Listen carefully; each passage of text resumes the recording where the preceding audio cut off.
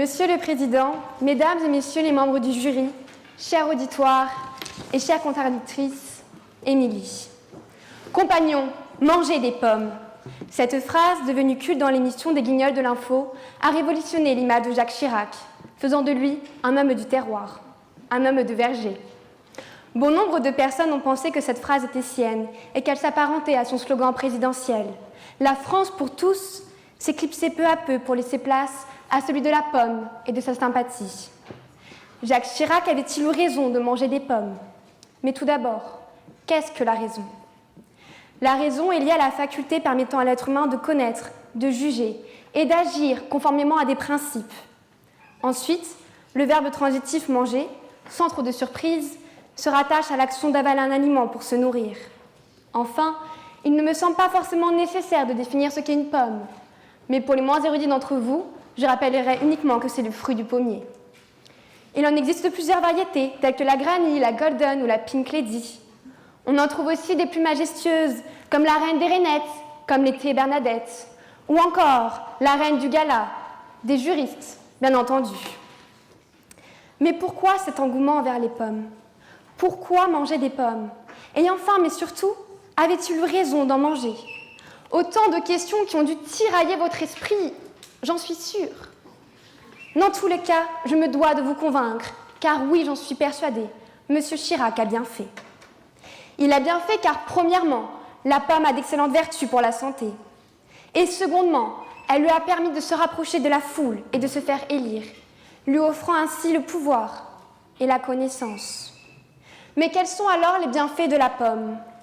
Homme de pouvoir, amoureux des produits du terroir, jamais M. Chirac n'aurait osé esquiver l'arôme d'un verre de vin, enivrant son chagrin, ou la joie de toucher la peau d'une vache au salon de l'agriculture, plaisir d'un homme bien mûr.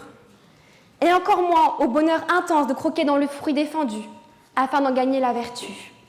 Son jus, aussi bien pasteurisé que fermenté, crée un cidre tant apprécié. Grand amateur de pommes, il n'aurait jamais résisté à l'appel de toutes les goûter dans le salon des saveurs. Ayant vécu jusqu'à l'âge de 86 ans, en étant toujours un bon vivant, la pomme a su préserver Monsieur le Président du vieillissement. Combattante vindicative face au cholestérol et au diabète, fidèle allié de Morphée, permettant un sommeil nourricier, et ami minceur pour notre plus grand bonheur. Effectivement, petite minute scientifique, mes amis, la pomme est un fruit à calories négatives. En mangeant de la pomme, vous allez maigrir plus facilement. Un dicton anglais insiste bien sur ses vertus médicinales. Une pomme par jour éloigne le médecin. Lui procurant donc vigueur et force, en lui offrant de nombreux minéraux et antioxydants, son fruit favori lui évitait ainsi de tomber dans les pommes. Précurseur de 5 fruits et légumes par jour, M. Chirac, en vantant les louanges de ce fruit, préservait aussi bien son esprit, son physique, que l'écologie. Il avait ce don de s'extasier devant la beauté de ce fruit. Pas besoin de caviar pour apprécier un repas. Le goût de la pomme dépassait pour lui tout débat. Fièrement au-dessus de l'affiche présidentielle, trônait un pommier contemplant la France. Cet arbre fruitier devenait dès lors le symbole de l'État. Mais pourquoi ce choix? Certains voyaient ici un aspect écologique. Lui trouvait simplement cela joli. Une simplicité d'esprit? Pas si sûr. Il savait aimer les choses simples et aimer les partager. Le symbole de cet arbre vigoureux deviendra même un symbole sur le drapeau de l'UMP, faisant de M. Chirac un homme visionnaire. Par ailleurs, son confrère, Édouard Philippe, cher au cœur des Havrais, a décidé de planter un pommier de variété normande dans les jardins de Matignon. En effet, il ne faut jamais oublier de cultiver son jardin, et le Candide de Voltaire le savait bien. Mais alors, n'est-ce donc que le fruit d'une plaisanterie? Les Guignols voulaient-ils juste se payer la pomme de M. Chirac? Voici venu le temps, non pas des rires et des chants, mais de d'évoquer le potentiel politique insoupçonné de la pomme. Car oui, secondement, la pomme a été une arme politique pour M. Chirac.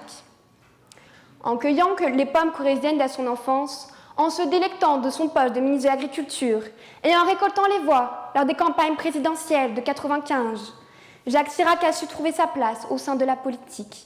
Mais prenez garde à ne pas mettre tous les hommes politiques dans le même panier.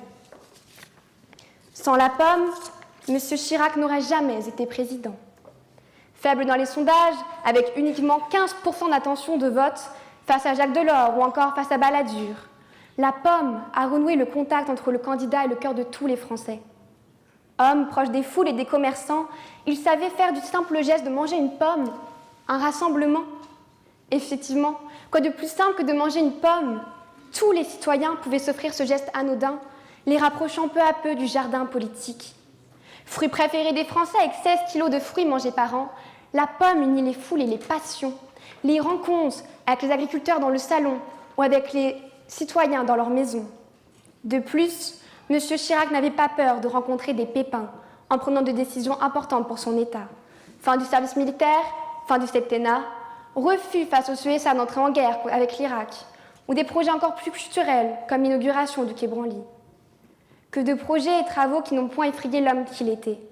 Et tel Hercule qui relevait son 11e travail dans le jardin des Hespérides en cherchant la pomme d'or, M. Chirac, quant à lui, cherchait la pomme victorieuse de ses élections fructueuses. Oui, grâce à la pomme, M. Chirac a été un homme d'action.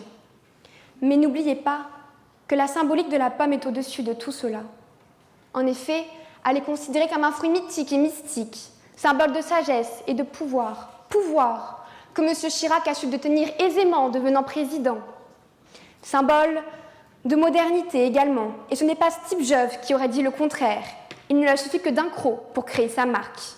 En effet, la pomme, c'est le symbole du renouveau, de la modernité, car les pommes apparaissent tous les ans à l'arrivée du printemps.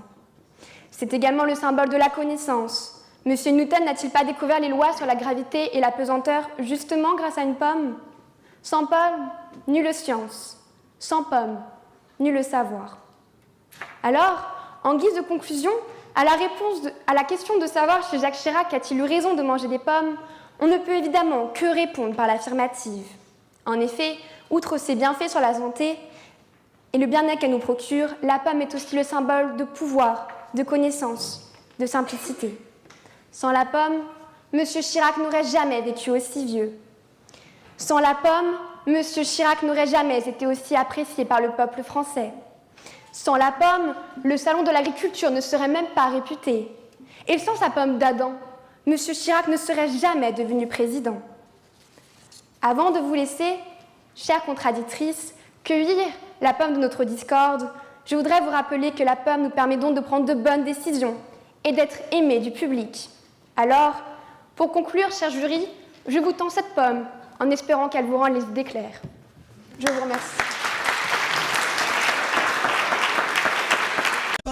Ba